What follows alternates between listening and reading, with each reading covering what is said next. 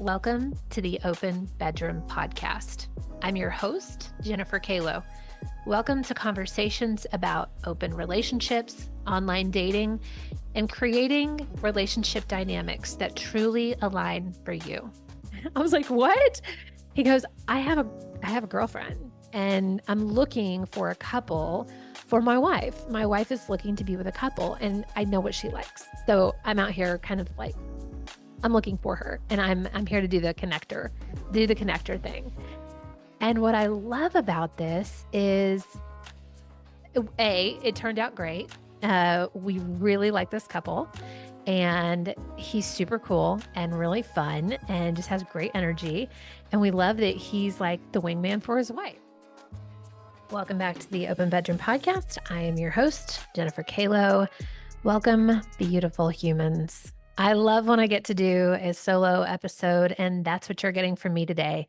And I today want to talk about how to love your meta more, and also how your partner can be your biggest wingman. I'm sure that the AI gods will come up with a really cool title after I get done recording this, but I wanted to talk to you a little bit about what's going on in our life lately, and our would be me and my partner Scott, and I'll tell you about our dynamic really quick in just a minute, and then kind of launch into where we're at. So, hi, I'm Jen. I know I've already said this. My partner is Scott. We live together, raise kids together, and have been together almost 3 years. We are polyamorous, and we only date women. And we have a couple throuples happening, and my dynamic with Steph has changed. And I wanted to talk about all of that today. So, what's interesting in open relationships, and the longer that you're in one, is nothing stays the same.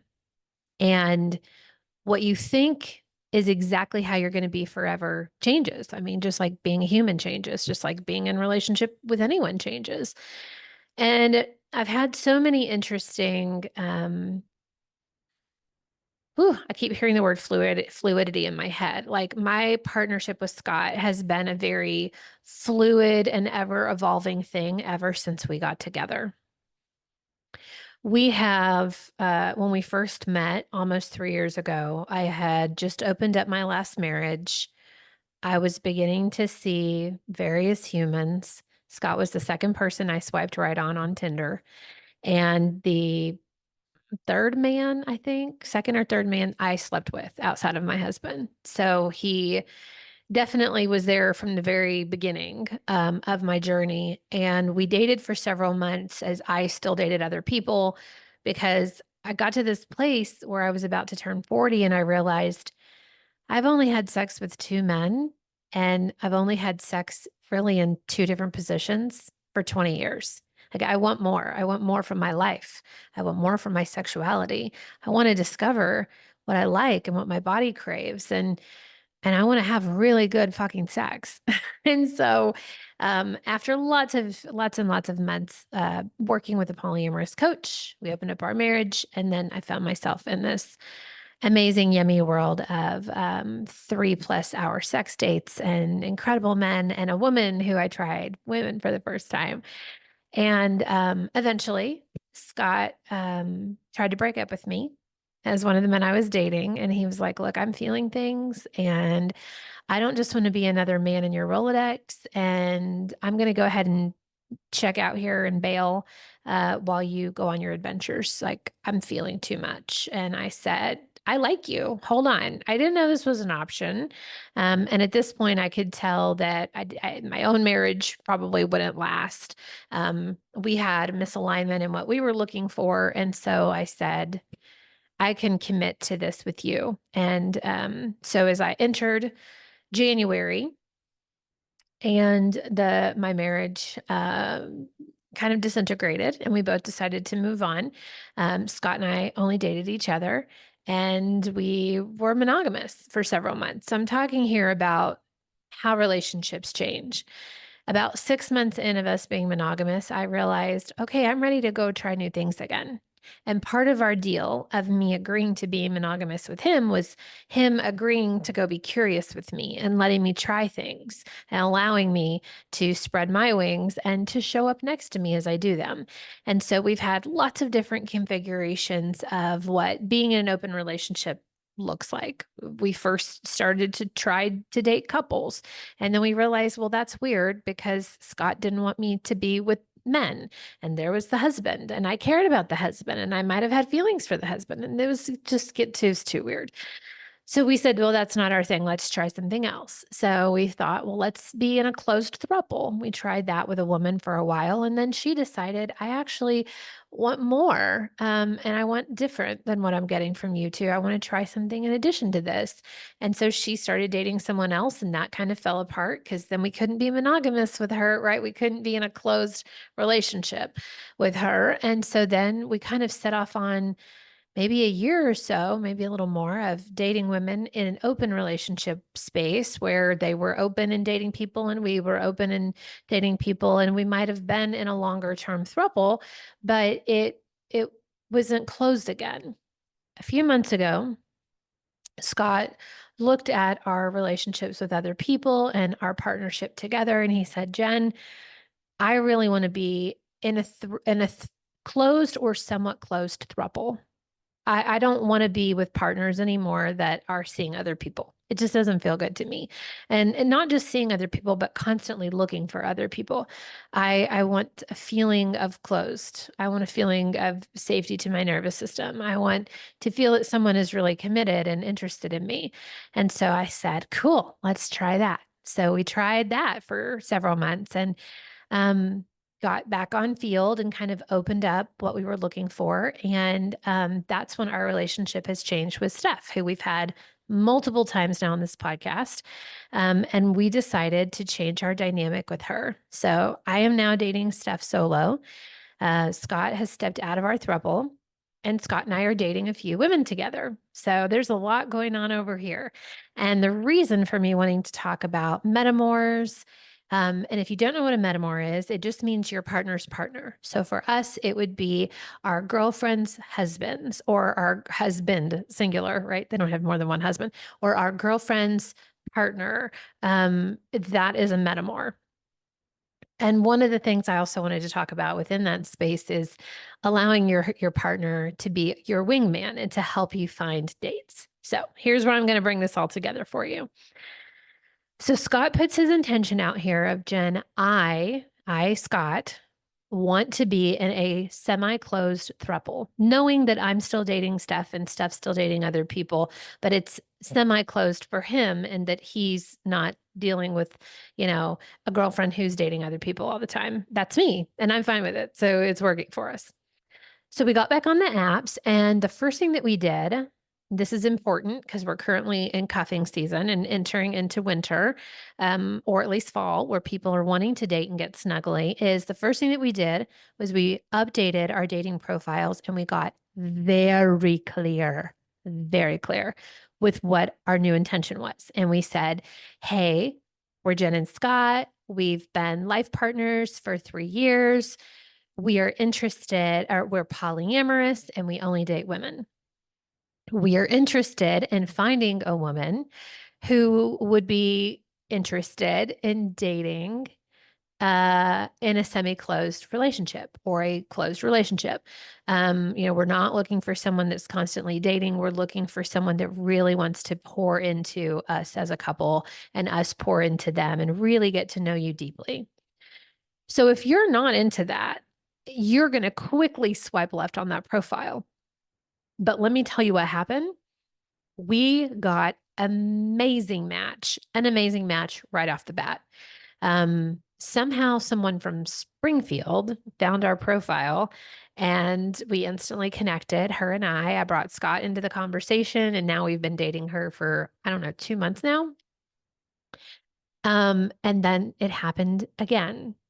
So about a week and a half ago, and this is where I wanted to talk about, don't just swipe left just because you don't think that someone is going to match the dynamic that you're looking for. So I have trust that the people that swipe right or heart me in a dating app have read my profile that says very specifically what Scott and I are looking for at this phase in our dynamic, in this phase of our relationship. And a man connected with me. Now, typically, I would just immediately delete the request because I don't date men, right? And I'm not here to go date a couple. I'm here to date the wife or date a woman to come with my relationship.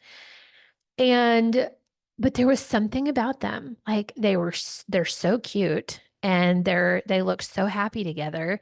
And there was just something like I was like, I'm just gonna tell I'm a swipe right. I'm gonna connect and I'm gonna just tell him that we don't date men. And so I did. And I said, "Hey, thanks so much for the right swipe. Hey, I don't normally accept, requests from men. However, this feels different. And I just want to be really clear and make sure that you've read our profile." And he was like, "Oh, yeah, I've read it. It's great." And I was like, "Okay, so you get that, like, we don't date men and we don't date couples." And he was like, "Yeah, it's perfect." I was like, "What?" He goes, I have a girlfriend and I'm looking for a couple for my wife. My wife is looking to be with a couple and I know what she likes. So I'm out here kind of like I'm looking for her and I'm here to do the connector thing. And what I love about this is it turned out great. We really like this couple and he's super cool and really fun and just has great energy. And we love that he's like the wingman for his wife and he's there to promote her and make her feel wonderful and let her fill her cup. And there's no jealousy. It's just incredible. And she's fucking fantastic. And she's so excited to be with us. And then there's like this whole getting to also be involved in some small way with her husband and feeling this all these yummy poly vibes, having all these yummy poly vibes. For my polyamorous people out there, y'all know if you're in a polycule and there's like a poly calendar that's shared, that gets my panties wet. I am so fucking down for that. And here I have it again. I'm so excited. For those of you that have been following my journey in this podcast for a while, you'll remember that earlier this year, we got dumped via text message. And that particular woman we had dated for over four months. And I found myself in a polycule back then with a poly calendar that was shared. And my heart felt so fucking full. And I loved it. And um, I loved my metamor, her husband. I loved the husband's girlfriend. Like I loved being all up in their family. And I loved that feeling. And it really hurt when it was gone. It hurt and it made me realize at that moment that I was like, I want this again. And I told Scott, I want this again. I want a shared calendar. I want to know my person's persons and their persons. Like I want to know all the peoples. Give me all the peoples. So I'm here again. I'm here again and it's happening and it's unfolding and it's easy. This is what's so crazy. I keep hearing people saying like dating apps are so hard. I can't find my person. Oh my God, I hate dating. Y'all, I have never hated dating, not a moment in my life. And I dated in my 20s. When I got divorced from my first husband, I was on Match.com. I loved it. I had so much fun dating. I had great matches. And then I met Derek only maybe 3 months into dating, there he was. And then we got married 9 months later. And I spent almost a decade with Derek. And then I'm back on the apps and I met Scott. And I had amazing men that I dated and an amazing woman. I only connected with one woman, but she was fantastic.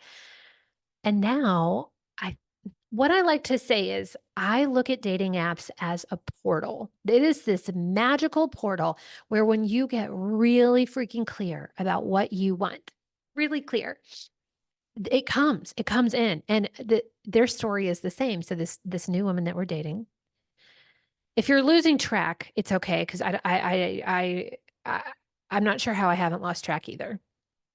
I am dating Steph singularly, and I'm in two thruples now.